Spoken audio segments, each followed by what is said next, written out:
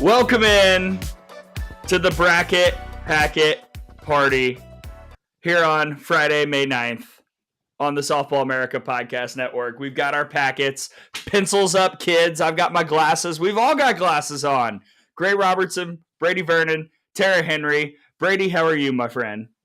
We're doing good. You know, we were watching probably too much late softball last night. Saw UC Santa Barbara eliminate Cal State Fullerton, and we have weird things going on in the Big West for the first time because we have CSUN and UC Santa Barbara and Hawaii in the first ever Big West tournament, and no Fullerton or Long Beach State. Tara?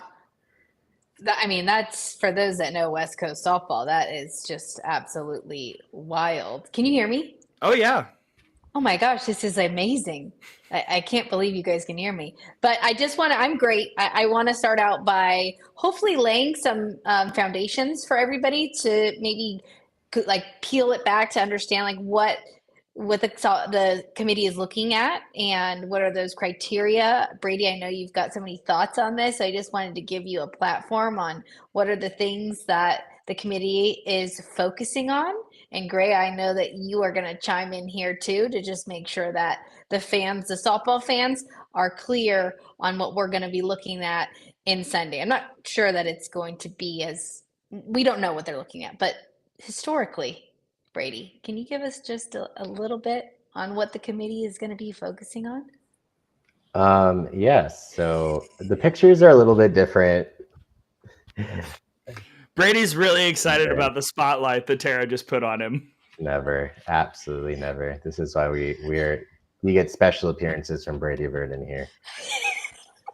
So just kind of like the basic things, in terms of like the hosting measures, and you can see all this kind of in the bracket packet, which is on the website, and there's a PDF download if you want to kind of join along. You can watch the live stream during it too, but it's RPI is kind of foundation as much as we like it or don't like it. Then we kind of go into quad 1 wins, which is the RPI 1 through 25, strength of schedule, non-conference strength of schedule. And then they really look at the top 10 RPI wins, which if you look on the nitty gritty isn't there. You kind of have to count yourselves. And just once again, they care about the amount of wins. They do not care about the record.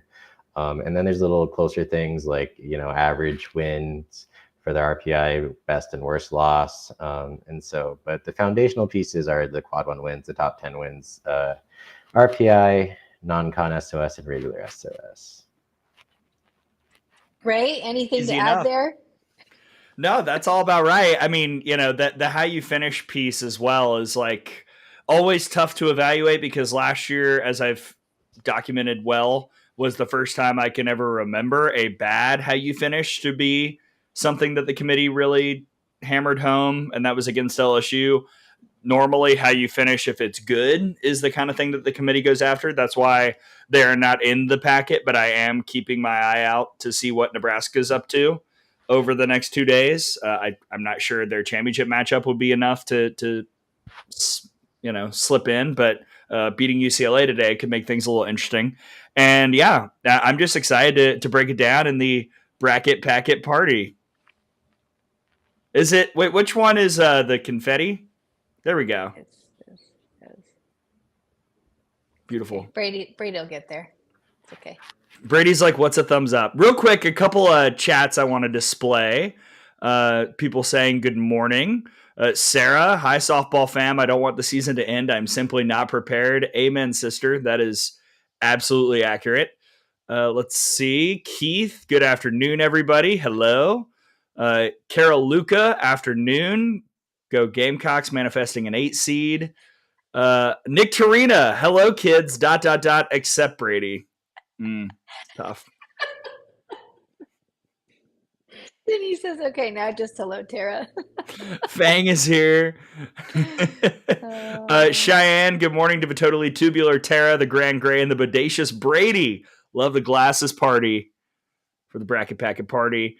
Annie is here. So many people. Oh. Nick. I'm wearing purple. Hey, that's what happened last year. I didn't agree with it, but that is what happened last year. I'm hoping it doesn't happen this year. I don't know where it would. But anyway, that's something we can dive into as we get into the packet. Do we want to do what we did last time and just go one by one and see how much agreement and or dissension there is in the ranks? I think that's good. Brady, I know that I want to ask you about the Big Ten. I don't know if you need like a 10-minute grace period to talk about the Big Ten, so I'm just going to throw it out there. And what are some implications in the Big Ten tournament and what we can kind of look out for? Well, I think we should go through that as we go through the bracket packet, maybe, unless you want to cover that now. We can cover once we go through UCLA. Okay. Cool. I like that. All right, then let's start it off with the number 1 overall seed. Brady, who do you have? Texas A&M, and I don't even think OU is kind of in the conversation a whole lot right now. I think everything about A&M's resume is good. They picked up another top 25 win yesterday. The RPI is there, the strength of schedule. I think OU is kind of only other one in the running, but the RPI keeps dropping. And I think they're like at 7, which should be unprecedented for the top overall seed. So yeah, A&M, pretty clear. Me too. It's been a minute since the number 1 overall RPI team has not been the number 1 overall seed. And I kind of feel like the only team that could maybe catch them is Arkansas, who I don't even have as my number 2. So it's fascinating. But yeah, I think A&M almost has this pretty much locked up. So shout out to Trisha Ford and the gang. And I'm sure they're excited to get things rocking against Texas coming up tonight. Tara will be there with the coverage for Softball America. I will be there. I'm just letting everybody know. I think at 2 p.m. Eastern is when I'm out of here. So it's not that I don't want to hang out with you all. It's that I have to get into the car and get back to Athens. Okay. But can you go over the resume, Gray? Sure. Texas A&M. Sure. Number 1, the RPI, top 10 strength of schedule and non-con SOS. KPI is at number 1. Again, that's just a tool, a reference, but every data point helps. But 10 RPI top 10 wins, 18 top 25, 25 top 50. I believe that is the most of anybody in the top 50. Good to get that double-digit top 10, and the top 25 wins are really strong. Worst loss is Missouri. It's pretty sound. Thanks, James. World Games 2022. Super chat is open. I don't know what our contest is, but maybe we can do something at the Women's College World Series. We're going to have some updates here in the next couple of weeks here about an event there. But thanks, James. Thanks for joining us. Thanks for the super chat. Number 2, Brady. Okay, I don't know why I thought about this. Sorry. Oklahoma. Me too. I feel weird about it, though. I also feel weird about it. Why do you guys feel weird about Oklahoma at 2? Because Tell me, please. There's just so much wrong with it. Like, it's in terms of just like the team sheet, it's just very odd for a number 2. I mean, we have a 7.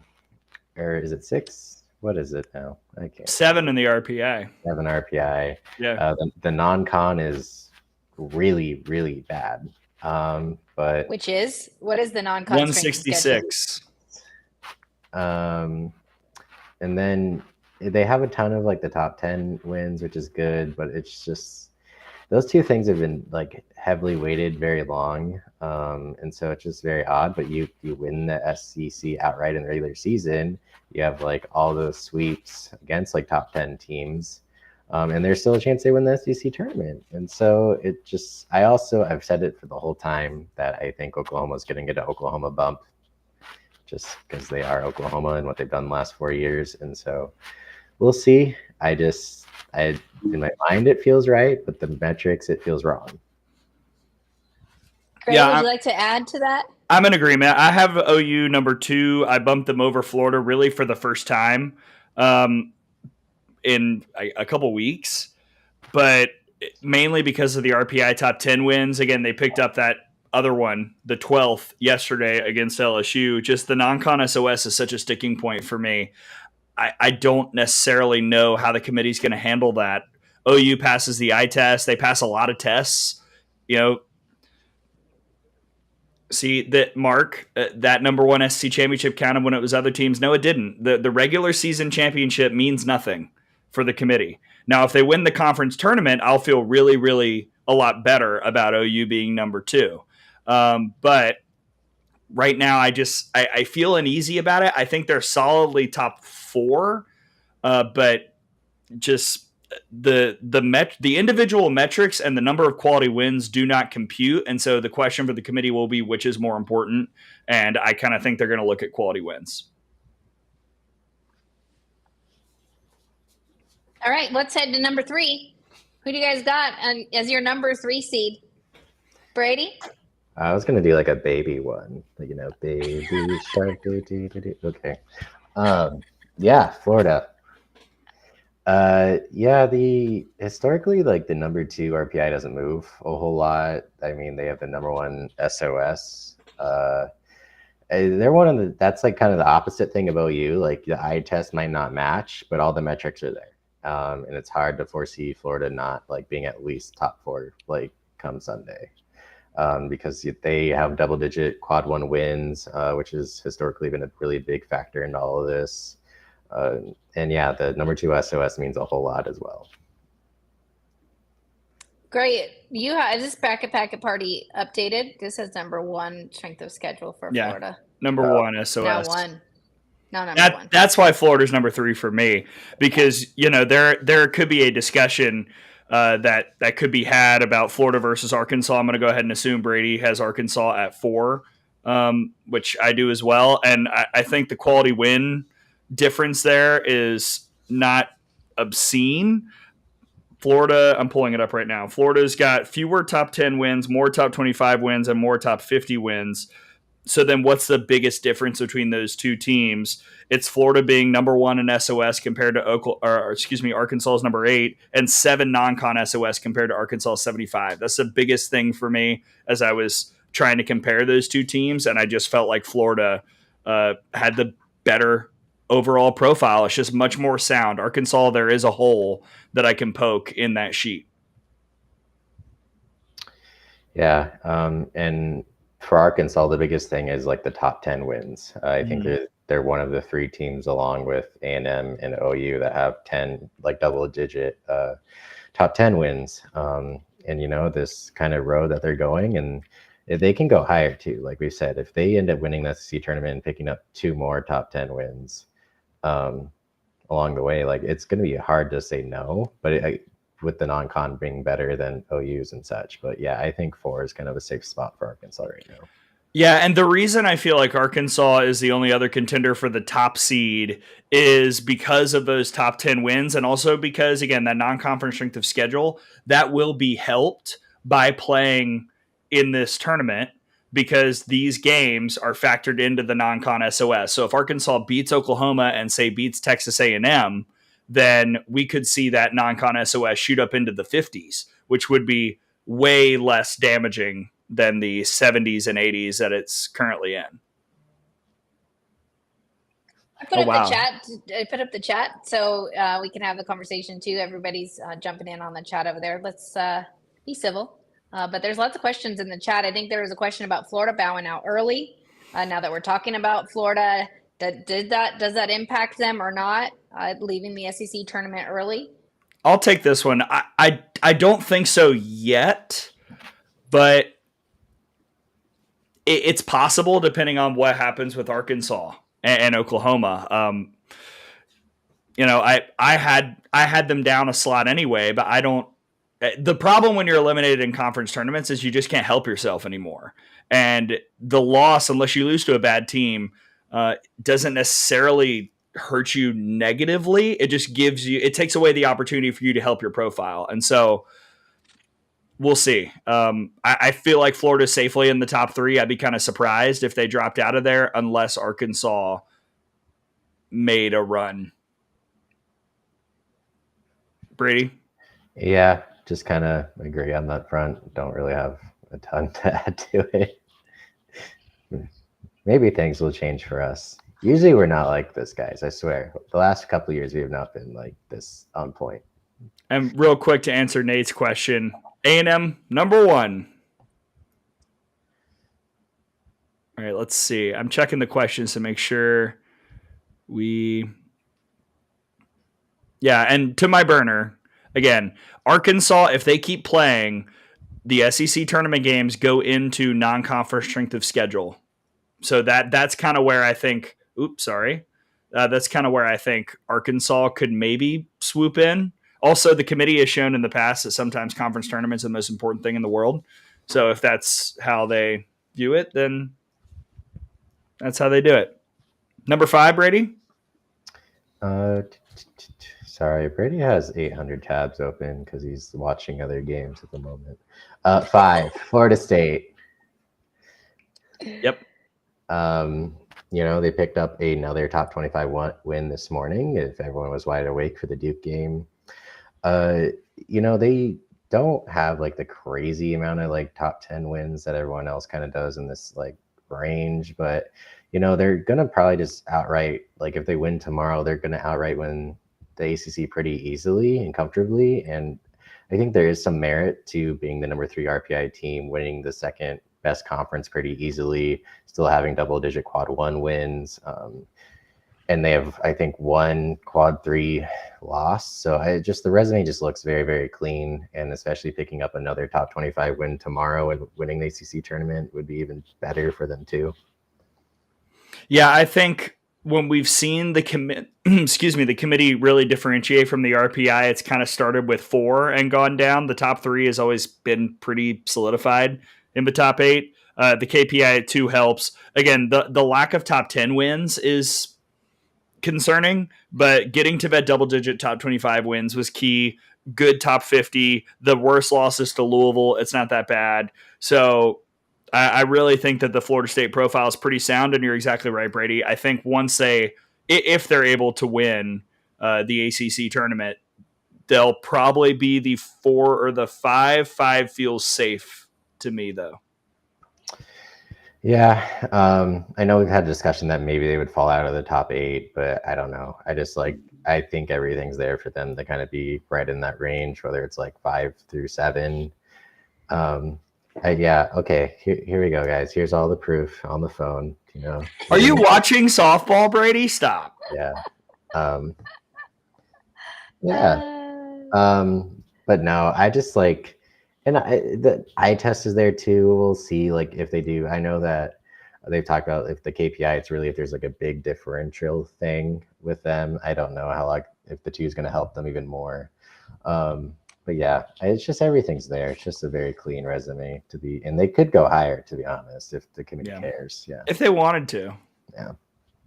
Yeah, and to me, that non-conference strength of schedule, I know this is the one thing I focus on, is at 9. So playing a tough non-conference strength of schedule, having, like you said, not having as many top 10 wins. But if you watch Florida State, if you actually watch them, it's a pretty well-rounded ball squad. And I've been so impressed. And my biggest thing with Florida State this year is I think they've gone through so much adversity, and that is a team that is going to be tough to face in a regional and a super regional. I want to flash this up here from Fang. Conference tournaments going to non-con SOS. That is the only assumption I can make based on the movement that has happened the last 3 days with some of these non-con SOS metrics. So that is how I am operating and kind of how I'm thinking moving forward. Oklahoma's yesterday went from like 183 to 166, just playing LSU. So unless all the chaos everywhere is leading to that, then that I have to assume that conference tournaments are going into non-con SOS. Am I right, Brady? Or That's what I would be my best guess. That's the one thing that's kind of hard, is a lot of this is a guessing game for us at times, about how they decipher things and things that go into it. Like, I wish we could get more clarity on these things, but we try our best. yeah. 6 seed? Oh, sorry. Go ahead, Tara. I'm just, we will be able to jump on a call after the selection committee goes through the selection Sunday on Sunday night. So if you guys have questions, we'll try and get them in to ask the selection committee in a Zoom call with the media. So we'll see if we can get those in. So if you do have questions, please submit them, and we'll do our best to ask the selection committee. All right, to number 6. Brady, who do you have? I have Texas. Me too. Dadgum. Okay. Do you guys are you guys talk to each other? No? No. I was just sitting in bed watching the ACC tournament, working on the packet this morning. We just randomly will text each other the full list, and then we're just like, oh, okay. It's just how it is. Yeah. They can definitely go a little bit higher. The biggest thing for them is I think they're up to, I want to say 16 quad 1 wins. Mm-hmm.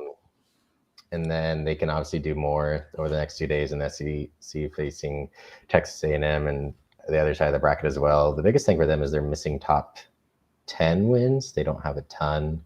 And then they also don't have the greatest non-con SOS. I'm trying to find everything. 103.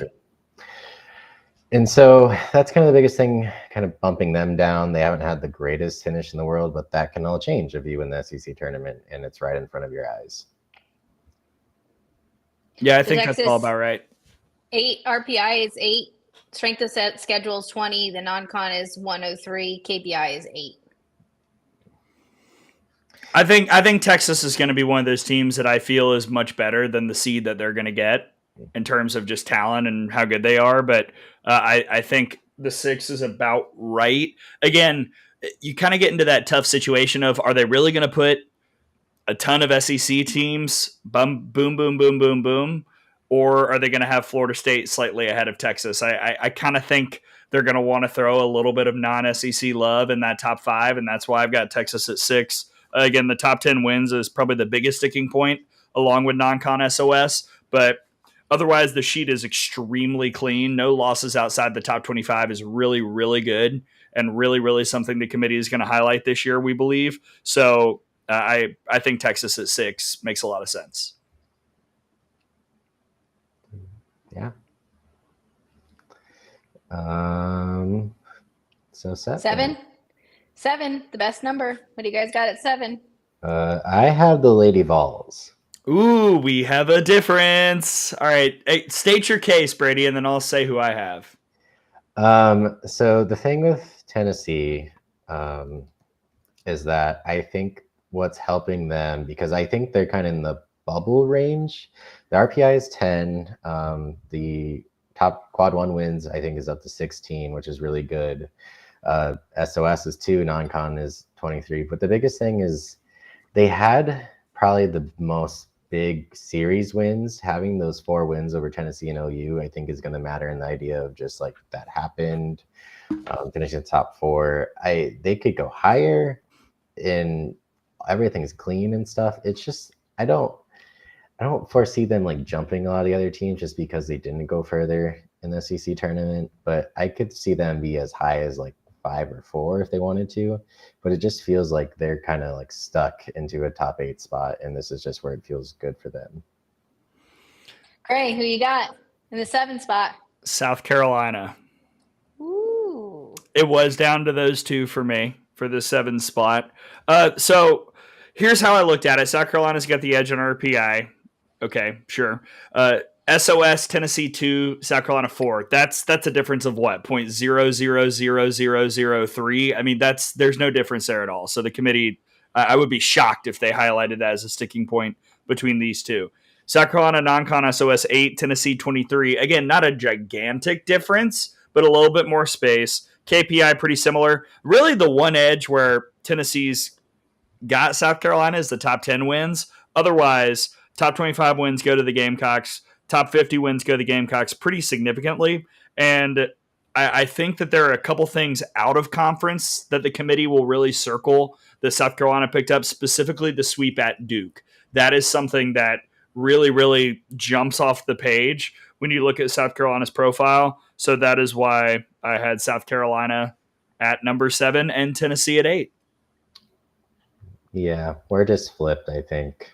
If you have Tennessee at 8, because I have South Carolina at 8. Yeah. My biggest thing is just the top 10 wins. Tennessee had 6 compared to South Carolina's 3. And again, just like the wins over OU and Texas, I think might just be in the mind of the committee more. And then if they look at common opponents, obviously Tennessee won the OU series. South Carolina got swept. I think that's kind of a big thing as well. All right, so we got through 7 and 8. Is that what that was? 7 Yeah. and 8. Woo, we're rolling along here. Who's the 9? I have LSU. Well, real quick. Let's go through our 8 again in case people are just joining us and say who we have. Brady, who's your top 8? A&M, Oklahoma. Why can I not do this off the top of my head? Why don't you have it in front of you? Florida. We got too much going on. Florida. Florida, Arkansas, Florida State, Texas, Tennessee, South Carolina. Okay, and I've got 1 Texas A&M, 2 Oklahoma, 3 Florida, 4 Arkansas, 5 Florida State, 6 Texas, 7 South Carolina, 8 Tennessee. So the only difference is the 7 and 8 for you two. So far. Yeah. Okay. All right. So if you guys have questions, put them in the chat. We know you guys are having your own discussion, which is great. So just keep going over there. Number 9, Brady, who do you got in the 9? We have LSU, which is a little bit weird knowing that they were 9 last year with an RPI of 4. But if we kind of take into account that last year they kind of didn't care as much about the RPI for seeding purposes as they did the quality of wins. And, LSU still has 13 quad 1 wins, but at the end of the day, that's just not as many as a lot of other teams that we have in front of them. They have probably the worst bad loss of the group with that loss to Fullerton in California. And it doesn't help that Fullerton dropped into the quad 3 when they lost to UC Santa Barbara last night. And so that's just the thing, we have to pinpoint very little things with picking out this top 8 between, I want to say 10 teams. And so those are kind of the little things not going LSU's way. Yeah, I also have LSU at 9. Sorry, Nick. I'm sorry. And exactly what you said. The Fullerton loss really has now kind of become an issue comparatively because of what happened in the last 24 hours, dropping from 48 to 58 now. And they've done a lot of the good stuff, like winning the games, but they didn't win a lot of series. So there's, the 2 wins against Florida. That's awesome. And then 1 win against Arkansas, 1 win against Texas, 1 win against South Carolina. Just would have really bolstered things if you had found a way to get that second game somewhere. So I feel like LSU is really good. I worry, but I do have LSU at number 9. Yeah, which if they show up higher on Selection Sunday, I don't think any of us would be surprised. No. I don't think any of us would have a huge issue with it. It's just, once again, you got to pick someone to not be one of those top 8 seeds. So that would match up LSU with potentially Tennessee or South Carolina again. Carolina. And again, we haven't seen head-to-head used, but maybe that's something they actually have used this year, because you never know. They keep us on our toes. But yeah. All right. That's the 9. Going to 10. My burner is asking a question. Oh. UCLA really dropped after that Northwestern series. Any chance to get back into the top 8 if they win Big Ten? I flashed that because I've got UCLA at number 10. Brady? I also have UCLA at number 10. Okay. Oh, Clemson just tied the game. Ooh. Yes. So can they get back in if they win the Big Ten? Sure. It would have looked a lot better, though, if Ohio State and Oregon were on the other side of the semifinals, because you're not going to get a second quad one win if the Bruins beat Nebraska today. And there's no guarantees that if they beat Nebraska today, it stays a quad one win, because Nebraska is still hovering in that kind of line. And so I just don't know if there's enough, we've just seen in the past winning the Big Ten tournament doesn't always do a whole lot for the Big Ten champion. We've seen the Big Ten champion still be seated as like a 2 seed in a regional for the most part. And so I think just the losses in the quad 3 can really add up, because I know Iowa kind of dropped down to that section. Northwestern's still hanging on after their bow out of the Big Ten. It's just the Big Ten is kind of a mess. And so it's just UCLA tried its best to schedule really hard in the non-con to make up for it and not being in the Pac-12 anymore, but it just might not be enough. It simply is that there's too much going on in the SEC with the RPI and such. And as much as the Bruins have looked good, that not winning that Northwestern series, I think, is going to be the end for their top 8 hopes. Yeah. Sorry, Bruins. Again, exactly what you said, Brady. The fact that today against Nebraska is their last shot at an RPI top 25 win, and it might not even be that if they win, which is the fun of bracket math, is a real problem for UCLA. They've got 8 right now. The double digits are so key if you can get up there. So I just think that having 5 fewer right now than LSU and 4 fewer with a win today, if Nebraska stays there, it's just not going to be enough to pass LSU, let alone Tennessee and South Carolina. So right now, honestly, the only thing that could push UCLA into the top 8 is if the committee said we do not want 7 SEC teams in the top 8. That was going to be my question. That's it. I was going to say, is that something that the SEC, they're not going to want 7 in hosting a super potentially? I think that is the only saving grace for the Bruins, is that the committee doesn't want 7 SEC teams potentially hosting a super. But I also think regardless, they would have to win the Big Ten. If they don't win the Big Ten tournament, I don't think there's any shot. Agreed. Lost today is done. Lost tomorrow is done. 11. Sorry, I'm just... Virginia Tech got a strikeout, and that's how Clemson tied the game-tying run because of an error throwing the first base. And yeah. Normal. Not normal, but not something you should be doing today, as we'll get to later. Ooh. But 11, I believe it's Arizona for me. It is Arizona for me as well. Jeez, Brady.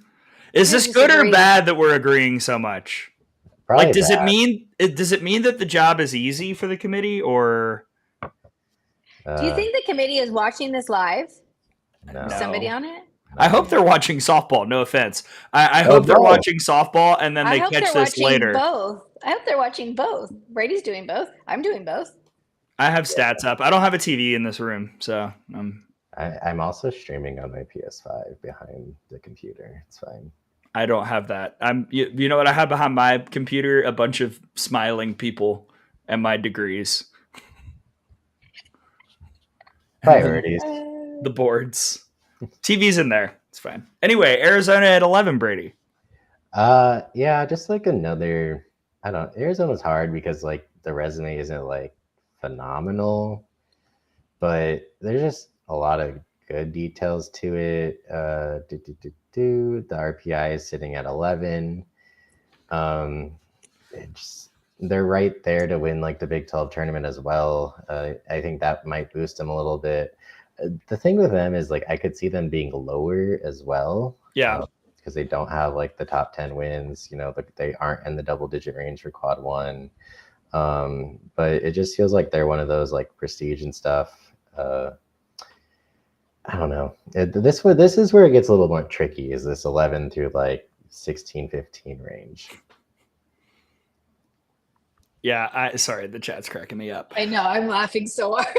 So 11, 12, and 13 for me are all very close, and I could rationalize moving any of them anywhere, honestly, but I've been pretty steady with that part of my list. And Arizona at 11, I went with just because of how the non-con strength of schedule is a little bit better than Clemson's, and I think the potential to win the Big 12 tournament makes me feel like they've got a higher ceiling than maybe a Clemson or teams beyond. No spoilers, but yeah, I mean, I could honestly make the argument right now for Clemson to be ahead of Arizona, and I don't think it'd be crazy. I just feel like Arizona has been kind of cemented into that 11 spot for a while, and I'm not quite sure why. They just have. Does that even make any sense at all, Brady? Yeah, because I feel the same way. It doesn't, like, I'm not seeing anything when I compare the profiles. It's not like, oh yes, Arizona clearly ahead of Clemson. There's not that, but it's just kind of felt like Arizona in the 11 spot for the last month. Oh. And also no horrible losses. You know, the bad loss being BYU is not that bad. Clemson's bad loss being Boston College, who's 110, not great. If they wanted to pick a particular sticking point, it could be that. Yeah. Super chat. James, I have nothing to add to the conversation, but Tara's coffee fund. Oh, thanks, James. I get my Nespresso pods. It's like, that's going to get me 10. Thank you. It's like 10 coffees. Oh, appreciate it. Who would Arizona match up with in a super? Texas. Whew. Spicy. Are we just skipping the 13? Because we both had Clemson 12. Yes. So we both have Clemson 12. I'll ask this question. What does a win against Virginia Tech or winning the ACC tournament do? Beating Tech probably moves you past Arizona for today, because Arizona has just a quad 3 win possibility today. And then I don't know. I don't think they'd move past UCLA if they won. I don't think so either. Yeah. I don't think that enough is there to. So Clemson who would they line up with in a super? Florida State. Which they have not played this year. So that could be interesting. Here's a question from JoJo. If Arizona wins the Big 12, could the committee justify a top 8 seed so to spread out the potential super regionals outside the SEC? I don't think that Arizona's got a shot to be top 8. Negative. Yeah. Unless they really did some manufacturing this year, which they do every now and then. But that's like one spot, not 3. So it looks so cold in Boston. Oh my gosh. The poor studio crew is out there. Alex Powers is wearing a Boston College jacket, presumably because she did not pack one for May, which is fine. I get it. And they had to find something for her. Oh my goodness. All right, moving along here. What are we on, 14? 13. Yes. 13. I have Duke. I have Alabama. Yeah. Okay. Yeah. I just wow. I just flip flopped the two. The biggest thing for me is as much as Duke is not the prettiest team to watch this season, RPI is higher than Bama's, and by a good margin. Bama's is out to 18 now. 17. Okay. 17. I got you. Thank you.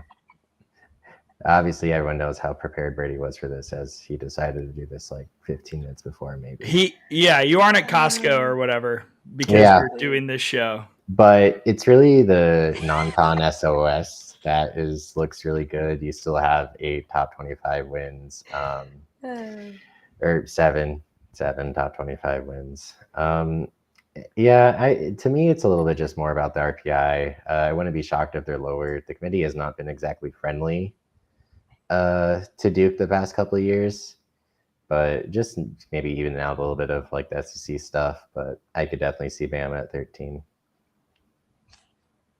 Brady, did you have Fangs asking if you had Duke at 16 the last time we partied? I just like that question. Yes. Yeah, I did.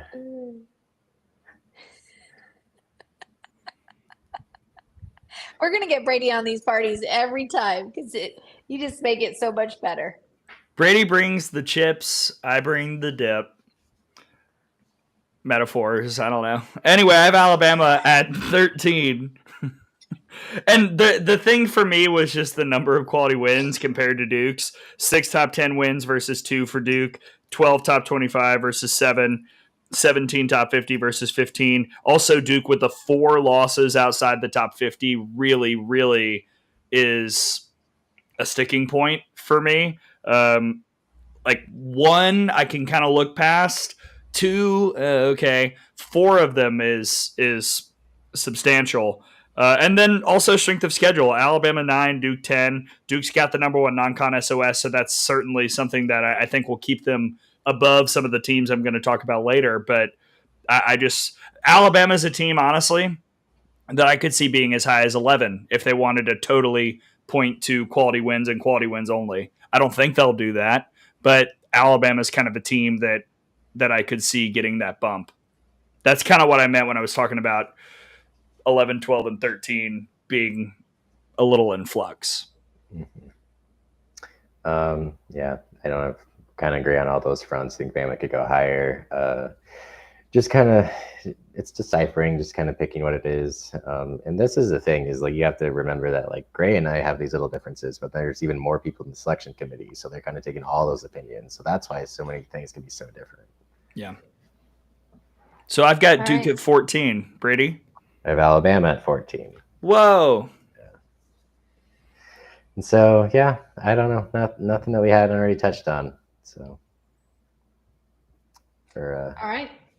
People would like an update on the seeds. Can we get 15 and 16, and then we'll do a recap? Yeah, we'll do a 15 and 16, and then circle back.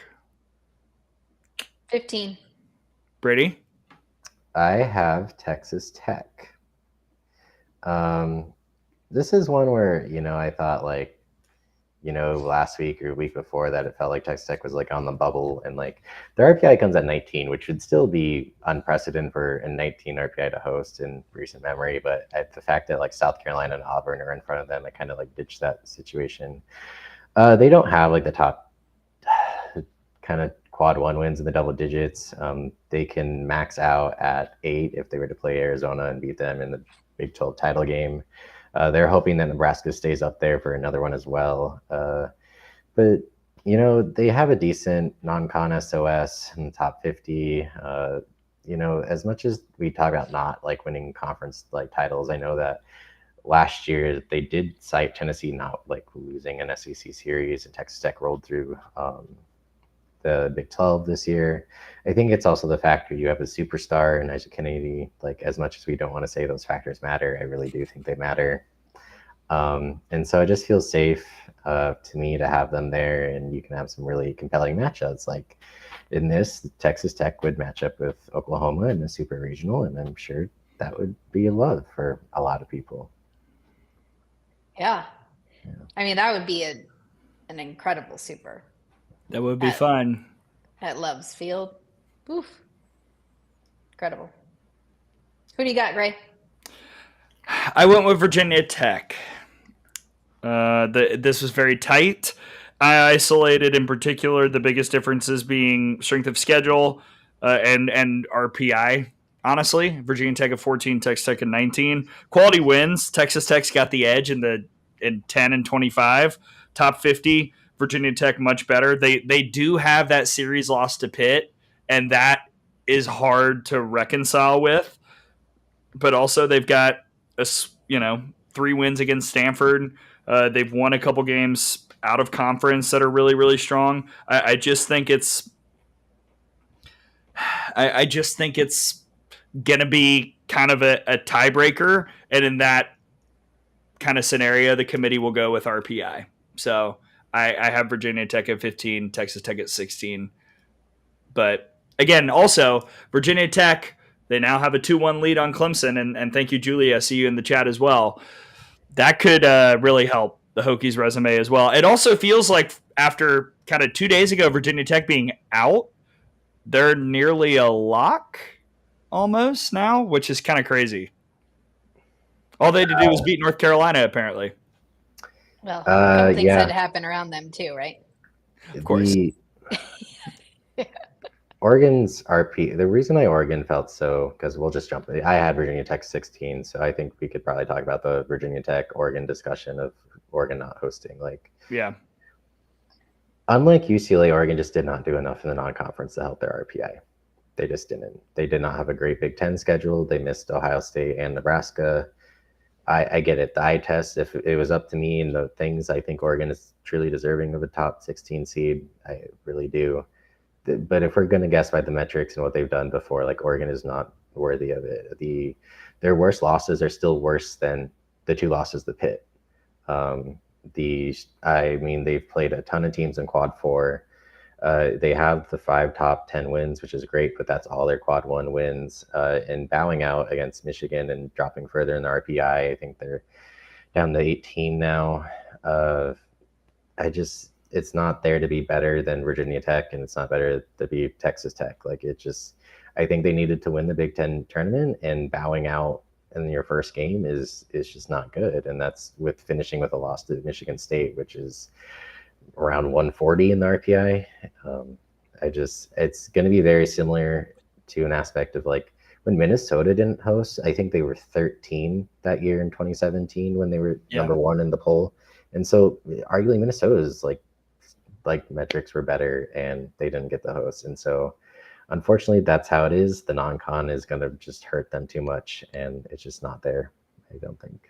Yeah. The 3 just bad losses are really not good. I mean, the average RPI wins at 115 is significantly lower than everybody else in the mix here.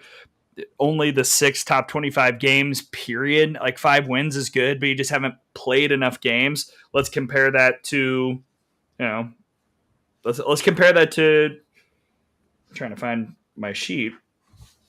Okay, Alabama's played 30. Stanford's played 10. Clemson's played 13. Duke's played 17. 6 is there's just not enough chances. Even if you win all those games, just not enough chances.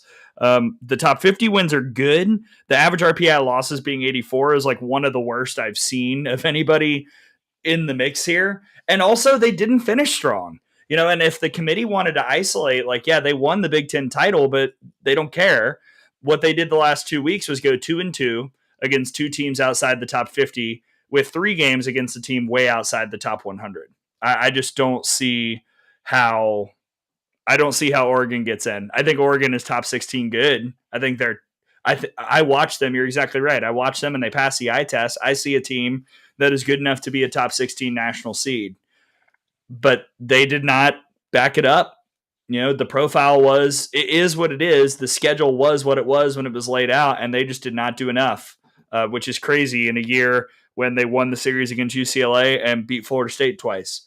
But they had to be perfect against all those lower level teams, and they just were not. Yeah, and for a question for both of you guys. Go ahead, Brady. I think there's one random saving grace in here that maybe could help them. Is I don't know, maybe it looks better if ASU wins the Big 12 tournament, but I think that's very unlikely. But if ASU wins. Yeah, but I would be surprised. Yeah. No, I would be very surprised. But all right, who are the teams on the bubble, and what are the most important games in the next couple of days that people need to? Is that out? Yeah. Yeah, that's out. Fire away, Brady. Home run Virginia 30. Tech just went up. Yeah. Corey McMillan. Wow. The all games that matter? It is now 5-1, Virginia Tech. Well, who's on the bubble of hosting? Who potentially could be that we did not name that could host? No, that's it. Oregon. Those are the 17 teams that can host. No one else can. I was ready to open my heart to Ole Miss, had they beaten Texas yesterday. I actually had them first team out yesterday morning, and then they couldn't quite close the deal. Great game. Enjoyed watching it with you, Tara. But yeah, it's 17-16 right now. And I'm going to be completely honest, as a plug to our website, I went through all the semifinals and of every single major conference and mid-majors, and I added tidbits of what a win would do for each team and stuff, and teams of the mid-majors. I will say that the Big Ten is a mess in terms of the bubble. Washington, Purdue, Indiana, Michigan, and Northwestern are on the bubble. Northwestern is probably done, but I don't know. Northwestern has the best wins and quality wins of everyone there, but the RPI is the worst at 48. In the last 3 years, the lowest RPI to get in is 45. So that'd be unprecedented. But then you have Purdue, who is shot up. They just don't have a ton of quality wins, but they beat Michigan. You add to it. Indiana has the most top 100 wins, but Northwestern has the best wins. Michigan just got their best win yesterday against Oregon. I don't know. My opinion right now is that Washington, Michigan, and Purdue are in, and Indiana and Northwestern are out. If you ask me again on Sunday, it could change. Real quick, a question from my burner, Grant Gray. Stanford, I know they can't host being a 1 seed still. The dream is dead. 2 top 25 wins is just not enough. 11 top 50 wins, just not enough. 1 top 10 game, 1 top 10 win, not enough. So, sorry to Stanford. They will be coming somewhere, probably over where I am. So we can close, I guess, kind of with stolen bids as well. Well, Yes. Before we do that, let's go through our list one more time because I'm seeing some people who just popped in and want to recap real quick. So, Brady, give me your 1 through 16. Okay. 1 is A&M, 2 is Oklahoma, 3 is Florida, 4 is Arkansas, 5 is Florida State, 6 is Texas, 7 is Tennessee, 8 is South Carolina, 9 is LSU, 10 is UCLA, 11 is Arizona, 12 is Clemson, 13 is Duke, 14 is Bama, 15 is Texas Tech, and 16 is Virginia Tech. All right, and I've got Texas A&M 1, Oklahoma 2, Florida 3, Arkansas 4, Florida State 5, Texas 6, South Carolina 7, Tennessee 8, LSU is the 9 seed, 10 seed UCLA, 11 Arizona, 12 Clemson, 13 Alabama, 14 Duke, 15 Virginia Tech, 16 Texas Tech. And before we go to bid Steelers, Brady, I did want to ask one more question. I know Tara's got to go in a sec, but the last couple of years we have seen teams with double-digit RPIs go to the 5 seed. The last 2 years, the 12 team in the RPI has been the 5 seed. Is there a team this year that you think, based on what we're looking at, could be the surprise? Oh, wow, they're a top 6 national seed based on something the committee isolated. I guess I don't know. I guess LSU was probably the best one, but even then, it's just like so good of a resume still. No, I am missing the question point blank, aren't I? I don't know. I just I feel like the top 10 feels so good compared to like 11 through 16. It does. I don't have any answer. I'm bad at this. If Clemson were to beat Virginia Tech and beat Florida State, then I could see a world where the committee was like, yeah, ACC tournament champs, and they'd have another top 10 win. But I don't know. I don't know if that's going to happen this year. I can't wait to be stunned when like Duke is the 5. Inexplicably. Yeah. All right. Bid Steelers? Anyone wins Conference USA that isn't Liberty. Conference USA is a double elimination tournament till it's not. So if you go through the winner's bracket in Conference USA, you still just have to win the championship game. If you lose, you're out. Don't ask me why. That's just how it rolls. If ECU or North Texas win the American, as North Texas and FAU are playing right now. And then the Mountain West, I think Nevada and San Diego State would get in as at-larges, but that is also double elimination, and San Diego State lost to Fresno State last night. So Fresno State and Nevada are playing in the championship of the winners bracket. So if Fresno State were to win that game, then both San Diego State and Nevada would have to make a losers bracket run. So those are the three to watch. Okay, I like that. I'm tracking a lot of things. The SoCon tournament has been really fun. I just want to say shout out to De Beers, Mercer, and hanging around. I know that Chattanooga beat him in extras yesterday, but Mercer is currently leading UNCG 4-1 in an elimination game. And I will also say I know there are some Alabama fans who are tuning in. Samford, if they win the SoCon, they are coming to Tuscaloosa. So welcome Bulldogs, if that is what would happen. Who's to say? I know they lost to Chat earlier today, but still, it'd be fun. Yeah. Brady's picks at the bottom. So sorry, everybody. That's what I was doing. Just so you guys can have the picks scrolling on the bottom. I'm trying to think if there's anything. All right. I did see Tara, I'll ask you a question. Ooh, sure. As Brady's picks flash, our top 8 teams are collectively the same. So this works for both of us.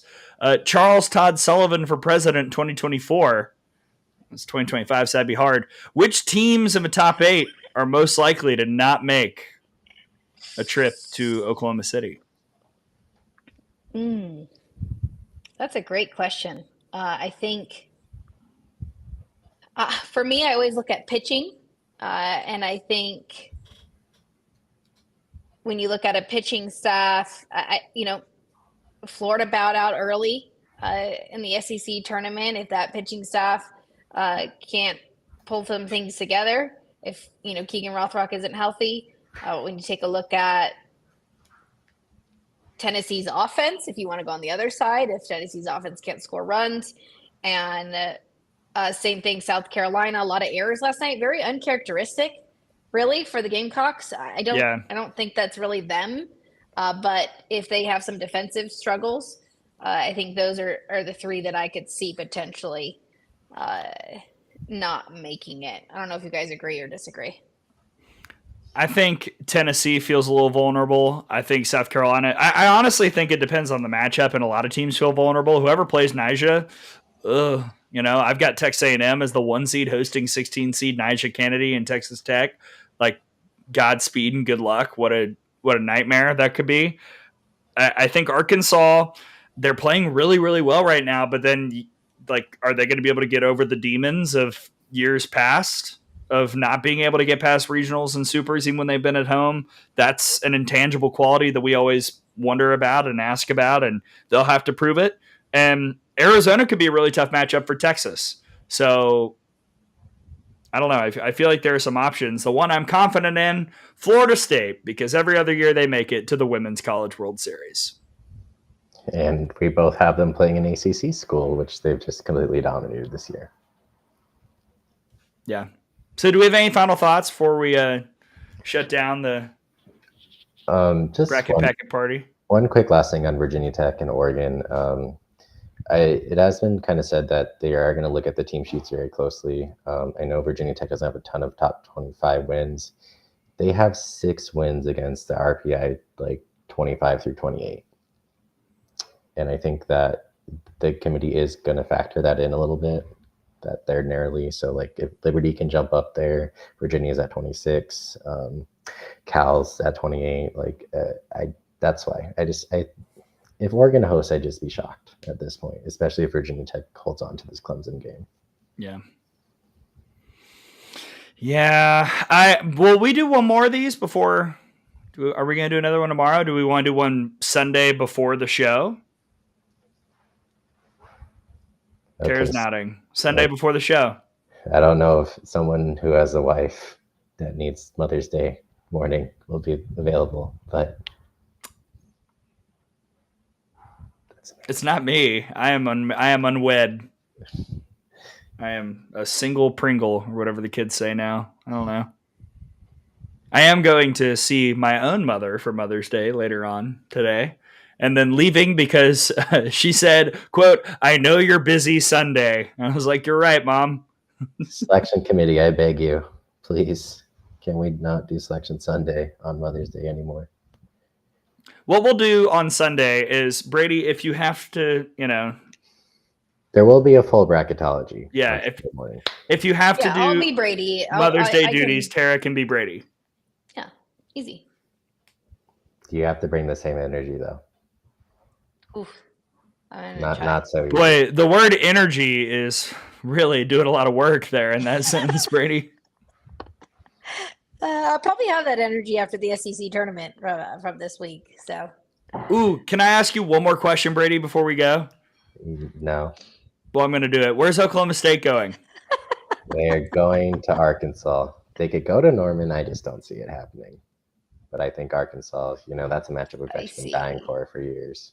Yeah. A committee can be a little messy, though. They can be. They are. all right. So we'll do this on Sunday morning, Mother's Day. We'll do a quick kind of recap of the last bracket. We'll have the bracketology up on the website. There's also some stuff on the website that you guys can go over and study and take a look at right now. And like Brady said, he highlighted games and what matters across the country, not only in those Power Fours, but potential bid stealers. And we'll see you on Sunday. Gray, what time? What time are you guys available? I know we've got a couple of people on here with us. I think same time, noon Central, 1 Eastern is probably good. I should be back from the lake by then. Cool. Let's do that. Yeah. That'll be... And a reminder, Monday, day after Selection Sunday. Tara, what time we going live? 11 Eastern, 10 Central. Is that right? Monday. Monday. Yes. Yes. Live from Nashville, y'all.